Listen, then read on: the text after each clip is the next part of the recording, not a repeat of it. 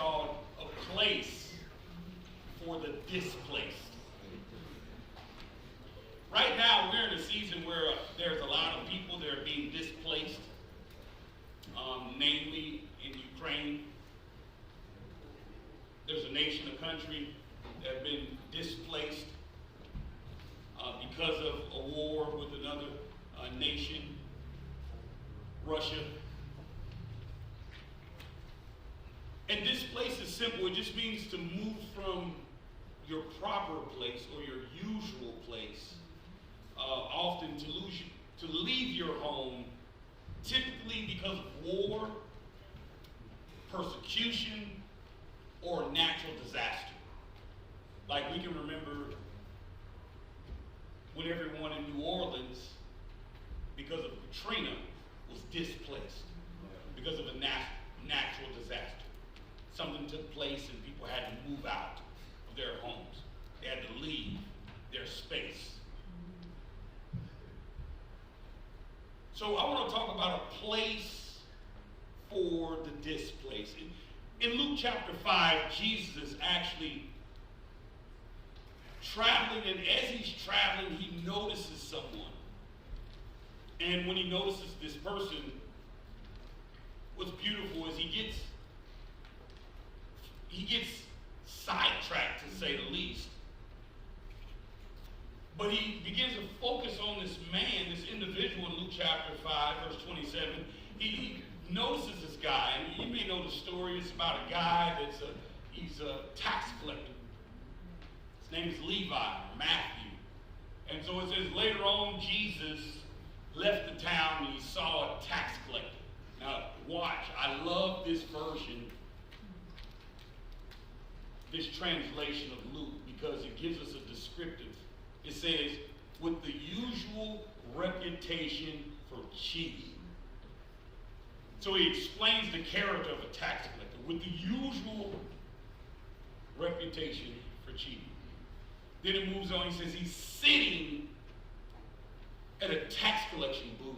And then it gives you his name. The man's name was Levi. So this verse 27, we see Jesus is moving. I love that Jesus is always on mission. He's always on mission. He's moving to do God's will.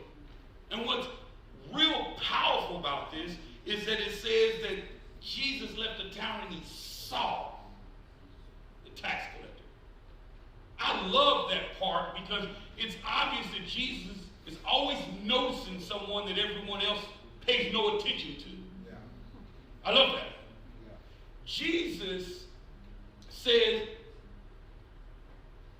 that I'll come into your space. This is so cool because he not only does he notice, as we look along the story, as we travel down this passage, we're going to see that he actually invites this person into his space. But let's extract just, he saw. I love that. Jesus saw the tax collector. Jesus saw this man that has this reputation for cheating. That's what tax collectors have. And Jesus wasn't intimidated by this man's sin. Jesus is not intimidated by your sins either. Amen. Jesus is not intimidated by your character defects.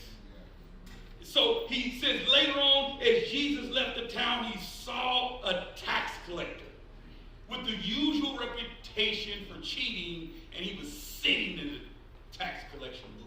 He was getting comfortable in this space. Sitting gives you a picture of being complacent in his condition. He is sitting there, meaning he wasn't moving, no movement, no mobility. He was sitting right there. He was hanging out in his space. He was hanging out in this character. And let me tell you, the tax collector always had it bad. They always had it bad because the tax collector, they were hired by the Roman Empire, which were Gentiles, unbelievers, and the Roman Empire typically would let the Jewish people, what they've done in these days, they let the Jewish people just run their people through religion. Like, oh, you just run those people.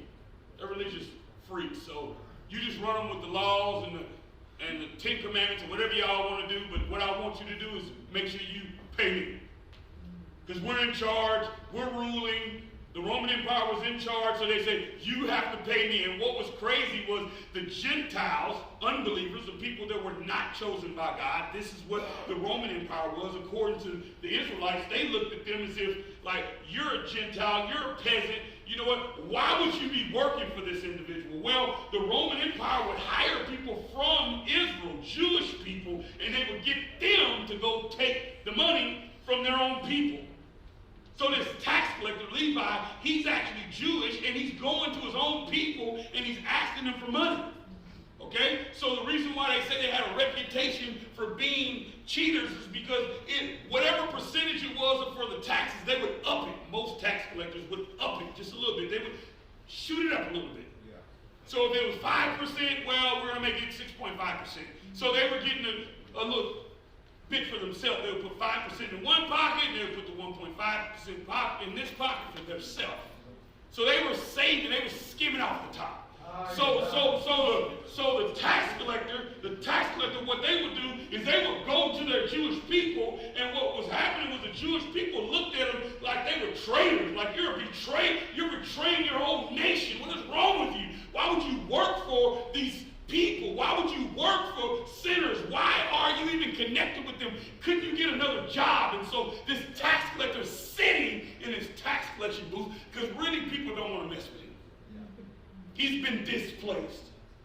He's not in his proper place. He's probably not taken by the family of God. The family of God is, you're actually working for the Gentile, and the Gentiles is like, I don't care nothing about you, just give me my money. And so they're in this place, they're caught in the middle where they're displaced. They're not in their proper place. So this Gentile group of people, the Roman Empire hired this man, Levi. Levi, you go get the taxes from the Israelites, the Jewish people, and you bring it back to me. Now, the Jewish people were just frustrated with the tax collector. And this was the life of a tax collector. So he's sitting there in the tax collection booth. Pretty sure he's like feeling down. He's sitting there like, man, how did my life get to this? How did I get to a place? And he probably would go home, and his wife's like, why did you take that job? When I'm in the supermarket, every time I'm in the supermarket, everybody looking me upside my head. Kids, when they go to school, they probably say, oh my gosh, your dad is that tax collector that always takes our family's money. So this guy has this issue, his whole family's having issues, I'm sure, where he's out of place. He feels like he's been displaced. He's not in his proper place or his usual place. And look, where do displaced people go when they're feeling alone? Where do the person that's displaced go? Possibly they hide in their work, get real busy, just go to work, go to work, go to work, go to work, always just busy all day, just so they don't have to think about what's really going on. You know, also some people that are displaced, they sulk in false humor. You know, people that's always laughing, joking, ain't nothing funny. They just joking all day because they don't want to really deal with what's really going on inside. They're always joking, always laughing. It's not even funny.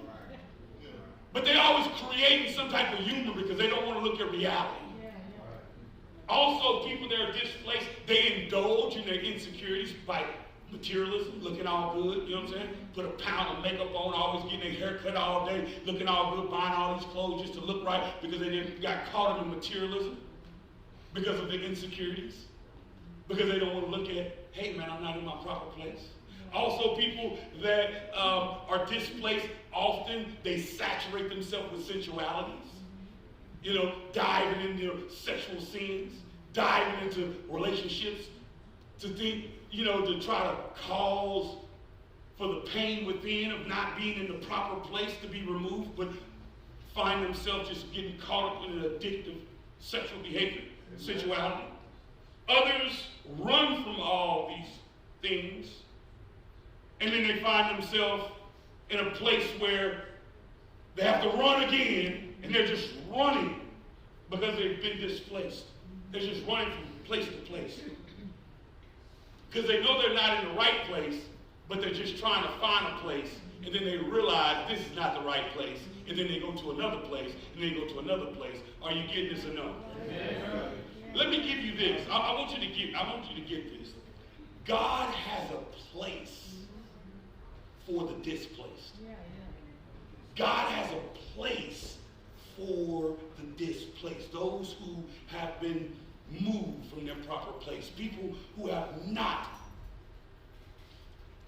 been in their right space for some time, either from running, or maybe, saturating themselves with sensuality, or maybe indulging in insecurities, or even find themselves getting busy or sulking in false humor.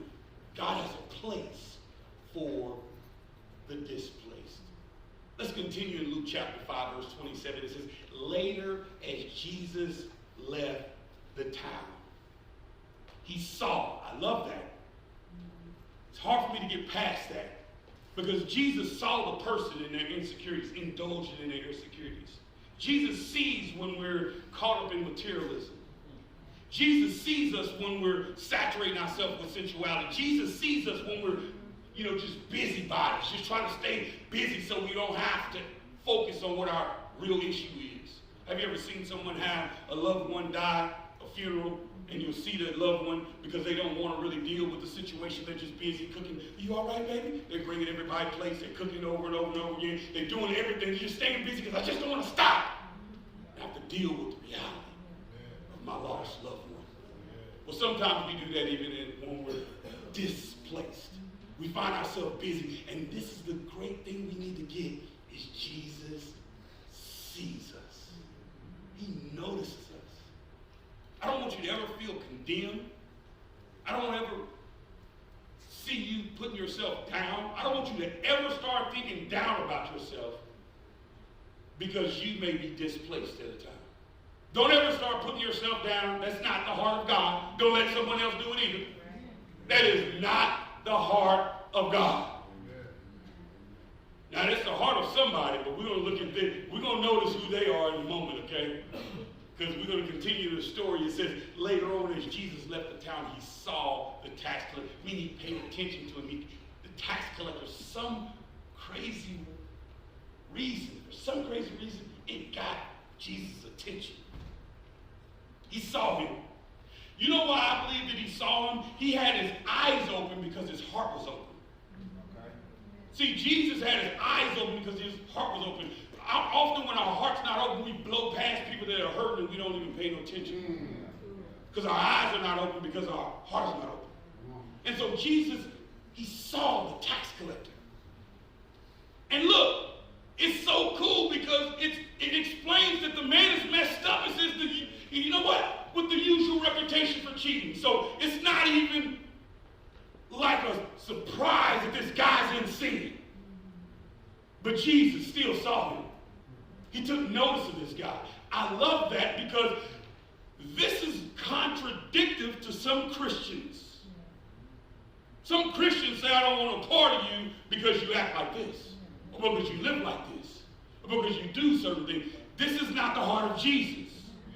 Jesus saw this man which had a reputation for usually being a cheater, and he still took notice of him. And it says he was sitting at the tax collector booth, which was a picture of him being complacent at the time of just sitting there. No mobility, no movement. I've been hanging out like this for a while. So it's not that he just committed the sin. He's been living in the sin for some time. Are y'all seeing this or no? Yeah. He's been living in the sin. Look what it says. It says the man's name was Levi. Look what Jesus said. Jesus didn't say, hey man, you're in sin. Hey man, you've been cheating people. Hey, how long you been doing that sin? He don't even pay attention to the sin. And I want to go ahead and step out there on the limb, because when you step out on the limb, that's where the fruit is at. I want to live a fruitful life. And I want to be just truthful. It don't take a lot of spirituality to identify someone's sin. As a matter of fact, you don't have to be spiritual at all to be able to point out someone's sin. Most people think like they have a spirit of discernment or something because they can identify everybody's sin. Like I'm going to tell you, you don't even have to be saved. Before I knew Christ, I look over and I said, oh boy, that ain't right. Something ain't right about that. Okay, hold on. Sister Betty just left for work. And then now Sister Carolyn then went over there with Brother Patrick over there. No, something ain't right over there. I didn't have to have a spirit of God to know that that was wrong. Are you understand? No. Yeah. Nobody. So a lot of people think when they point out people's sin that like they spiritual, they got a spirit of discernment. Look, Jesus don't even say nothing about the sin. I love Jesus. He didn't say nothing about his condition. You know what Jesus says? Come and be one of my disciples. It would seem like Jesus could get another candidate, right? Like, come on, man. Surely you don't want this guy. And watch, this is the part that's crazy. Typically, when Jesus chose people to follow him, everybody around him criticized him. Right? Like, you know, I noticed that people criticize what they don't understand. Just because you don't understand it don't mean it's not right. Right here, look what it says. Look what the guy does. Like, even though we know he's in sin, he know he's been sitting in this condition for a while, he know he's been messing up. In verse 28, it says, so Levi left everything. I love it. He says he didn't take his tax booth. He's like, I'm just leaving everything. He sprung up and went with Jesus. Doesn't it feel good when you know somebody know your condition and they still accept you? Doesn't it feel good? You're depressed. So guess what? That's all right, we still love you. I'm a mess. That's all right, we still love you. That don't mean I agree with it, but I do love you. And so this is what Jesus was showing. Jesus was showing people that even though you are even in a mess, come on, follow me, man. Come hang out with me. I love that Jesus done that for me. Jesus never told me to clean my stuff up. Jesus said, come follow me and you'll start cleaning stuff up. Why? Why wouldn't Levi respond like this though? Think about it. Why wouldn't Levi spring up and follow this man? Jesus noticed him. Everyone else had noticed him. Everyone else had passed by his booth. Nobody even cared about the guy. Even his own people, the Jews, they kind of pushed him away. The Roman Empire was using them. So you know how I feel when somebody just use you and another group of people just betray you and somebody else stab you in the back and somebody else gossip about you. And then someone just finally takes notice of you and care for you. My God, that feels so good. Why wouldn't this man get up and just run behind Jesus? Not only did he get up and start following Jesus, verse 29 says this, that he started telling his buddies. It says, soon Levi had a reception in his own house with Jesus as the guest of honor. Come on. He's like, man, look, let me make sure everybody else that I know that was like me get in contact with this guy that cares about people and notices people when nobody else noticed us, when nobody else cared. When everybody else had closed the door and every window was shut and everybody said there was no hope. This man right here, Jesus. Amen. Let's go. I'm going to make sure that I get everybody I came in contact with this guy because he turned my whole entire life around. Because he done something that I could never do in my life.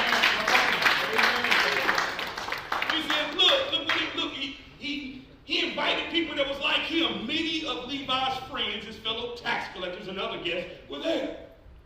Like he said, you know what? I'm going to throw this big party, and I'm going to make sure that this big party includes all my buddies. But what I'm really trying to get them to do is meet the guest of honor, Jesus Christ.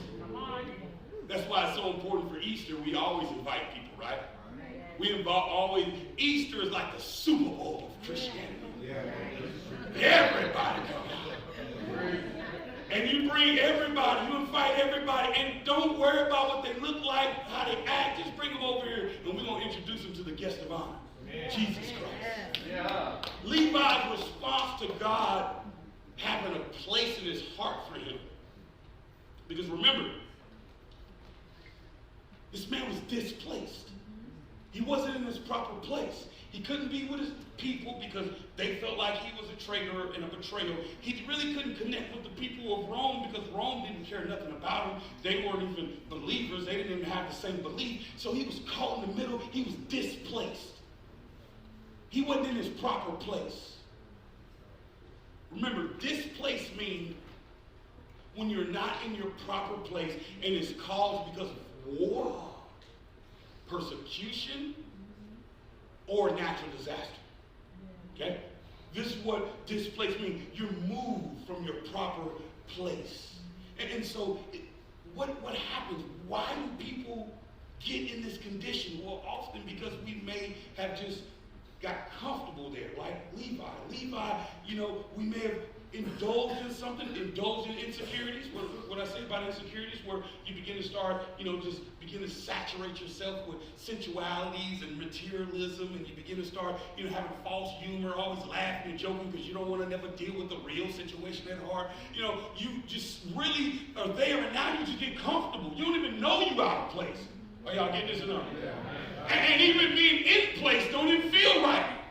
Because we've been out of place so long. Ooh, when I got saved, the right place didn't feel like the right place. Because I've been out of place so long. I've been displaced so long that people were telling me the right thing, and I thought it was the wrong thing. I'm searching you, wondering what your motive is, what's up with you, what kind of game is this? Is this you trying to scheme me? You know what I mean? I didn't even know how to respond to love. Thank God this guy Levi, he sprung up. That's what we need to have some people in there today. We need to have some people spring up to the response of God saying, hey, come follow me. Come become my disciple. So God, I want you to get this. God has a place for the displaced. God has a place for the displaced. So remember, I told you. Jesus says, hey, come here. I don't even see your sin. I'm not even paying no attention to your sin because I'm going to deal with your sin personally. I'm going to die for your sin. So he's not even focused on the sin. He's not magnifying his sin because he knew he was going to minimize it by dying on the cross. Right. So there are a group of people that will maximize your sin. We all know. Have you ever been around somewhere they just always talking about negative about you and everybody else? Yes. Watch this. This is the group of people right here that follow me. Verse 30. Remember, Levi throws his party. He invited Jesus. He got all his friends over there, the tax collectors, all the sinners, and now but the Pharisees. Woo! There they go. All right. Now everything was good. Everything was hopeful, but the Pharisees. Right. And teachers of the law complained bitterly to Jesus' disciples about his eating with such notorious sinners. You know when you got a hater because they want to come to you about it. They always talk to everybody else about it. They ain't man enough or woman enough to come to you face to face.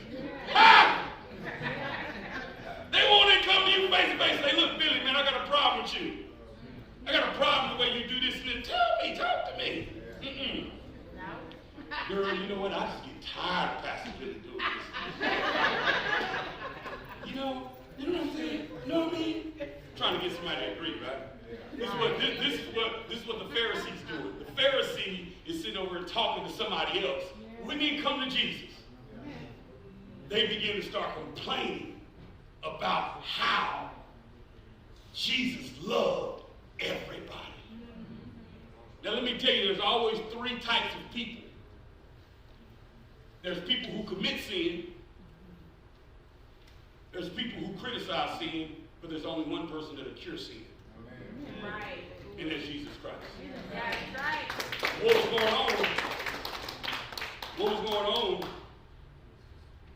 was this guy had committed sin after sin, after sin, after sin, after sin, and he was just sitting in his tax collector booth. And he was just sitting there because he knew he was going to have to go pick up somebody's tax again, and he was just so committed to it that the Bible says that most people just thought tax collectors were cheaters.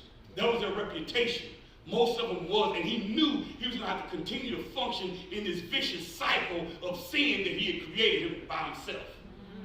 And some of us, that's how we feel. Right. We know we have this vicious cycle of sin that we've been entertaining for some time, and he was sitting there. I'm sure he was sad. I'm sure he was thinking about it. I'm sure he was tired of his life being the way it was. He was just sitting there. He already knew he would get up and continue to entertain this displacement, the things that caused him to be displaced with God and other people. And it was this vicious cycle he just kept on going through over and over and over again. And he would get up and do it all over again. Get up and do it all over again. Get up and answer that text again. Get up and answer that phone again. Get up and go to that place you know you have no business being again. And most of us have this vicious cycle of living in a certain way, knowing we shouldn't be doing that. Can I get a witness somewhere?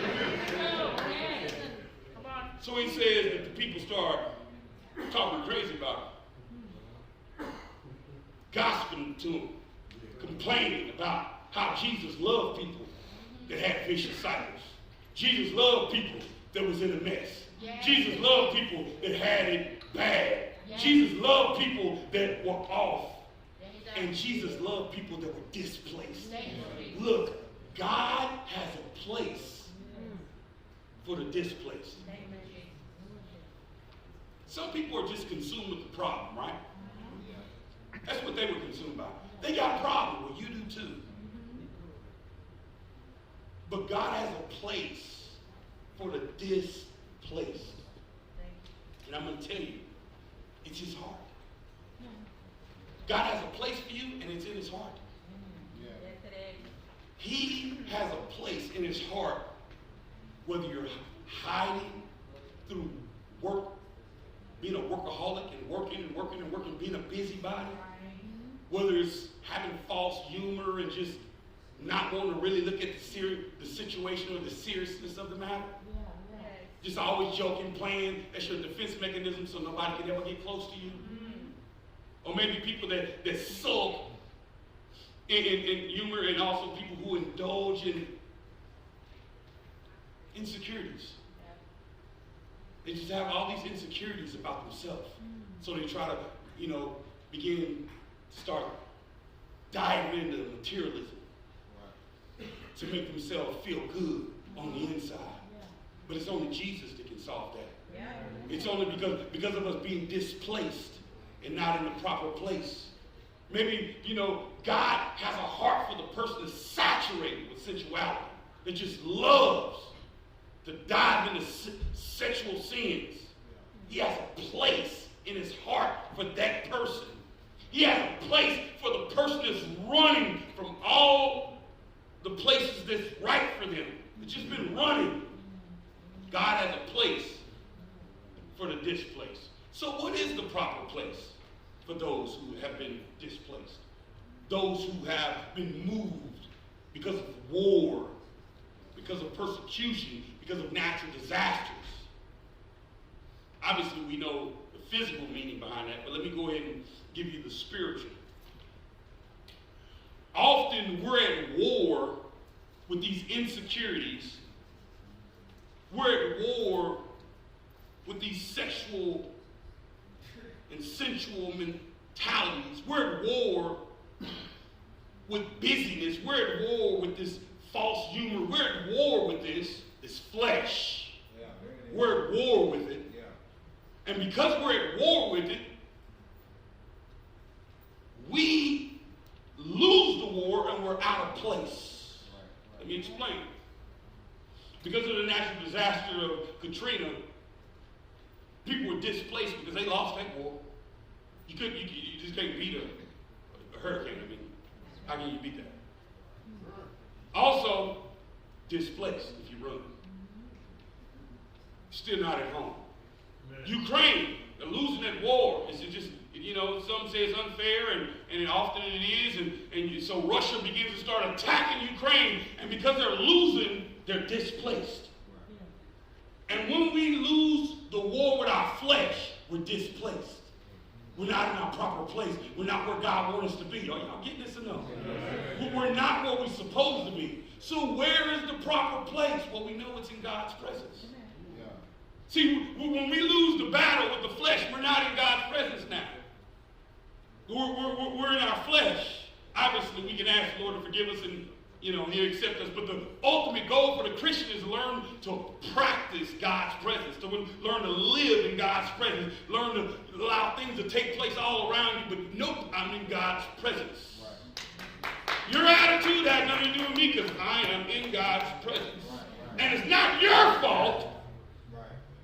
It's not your fault if I get in the flesh and lose that war. I made that decision. And now I'm displaced. Are y'all seeing this enough? Yeah. And so because of being displaced, when we're displaced, we got to come to realize that God still has a place in his heart for those who've been displaced, for those who've missed the mark, for those who've committed sin, for those who fall short of his glory. Where is the proper place? In God's presence. They got a new wave groupie mentality now. You know what a groupie is, right? Yeah. A groupie is someone that, they follow a friend. They really got this big thing for a certain celebrity, right? So now you can just be a groupie and then just claim to be a friend. Now you just friend them on Facebook or on Instagram or Snap or TikTok, and that's my friend now. They don't know you, but you watch everything they do. Wherever they at, you're there. Why? Because I am a what? Groupie. And because I'm a groupie, I want to just be in your presence. I want to follow you. I want to be your friend. I want to hang out with you. Well, you know what we need to learn how to be? We need to learn how to be groupies of Jesus. Wherever you at, I want to be. I just want to hang out with you. I want to follow you. I want to be your friend. Why? Because guess what? Being in your presence made the difference. Look how they got sprung up. He was sitting in his tax collector booth, and I'm sure he was just being bombarded by these crazy thoughts. Have you ever been bombarded by depression? Oh, I know I have. Have your mind ever been bombarded with all kinds of discouragement? Oh, I know I have. Have your brain begin to start just having all kinds of crazy thoughts in? Oh, I know I have. But when I slide into the presence of God, I'm talking about it just means nothing at all. Like none of those issues matter at the time because God gets maximized and my sins and my thoughts get minimized. Right. That's the beauty of learning how to practice the presence of God. Amen. The beauty of learning how to walk with God is, man, it can be all kind of chaos going all around you. But guess what? Because I'm in your presence. Amen. We need to learn how to be groupies. Where is the proper place in God's presence? As I land this plane, I want you to get this. Not only in God's presence is the proper place, but also in God's purpose. See, it's in God's presence. That's the proper place. You're not displaced when you're in God's presence. You're not displaced when you're in God's purpose. Something about being in God's presence and in God's purpose. When I'm in God's purpose, there's no sweeter place to be than in God's purpose and in God's presence. Being in the right place at the right time, doing the right thing. Oh, because I've been at the wrong place. At the wrong time. Doing the wrong thing.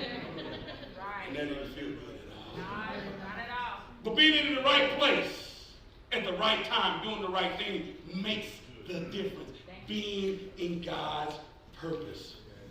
Matter of fact, whenever you run from God, you must pick up the tab. Whenever you run from God, you got to pay for that trip of deserting God's presence. When you're in God's purpose, even if you don't agree with God's purpose, God will pick up the tab. If I go on a company trip, my company pay for that trip. Ain't my trip. But if I go on my own trip, my own vacation, I got to pay for that trip.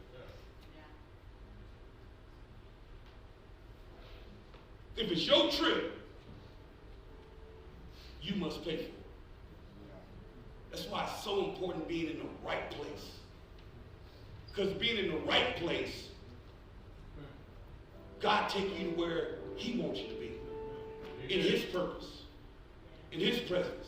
But when you go on your own trip, God ain't paying for you tripping. Amen. That's your trip. So you got to pay for that. It's cost you every time you go on your own trip. Come on. That's right. But when you surrender and throw up your hands and you say, God, I want to go on your trip. I want to go do your purpose. I want to be in your presence. God foot the bill. You pay for it. Because now it becomes all about him. Today, as we close this up, I want to make sure that if there's anyone here that may feel displaced, whether you're online or whether you're in-house, if you feel displaced, if you feel like you've just been out of place, you haven't been in a proper place. Maybe you feel like that tax collector, you've just been sitting in that booth, just sitting there, feeling like you can't even get up. Feel like I can't get out of this depression. I can't get out of this worry, these doubts, this mental anguish, this emotional entanglement. So since I can't get out of it, I'll just start running. I just start laughing all the time as if nothing's hurting inside. I'll begin to start being real busy, just playing the busy card and being a busybody. I'll saturate myself in sensuality and jump into one relationship after another. Or I'll just indulge in insecurity and begin to start buying things and thinking it's going to really do something on the inside. But after this outfit wear out, off, after my hairdo is done, after the makeup wears off, I got to take it all off and look at myself in the face in the mirror, see myself for who I really am, and see what's really going on inside of me. If you're that person, if you feel like you've been displaced, I just want you to lift up your hand. Because remember, being displaced in the spiritual is you are losing the war with your flesh. Yeah. You're losing the war with your battles internally. You're allowing it to overwhelm you.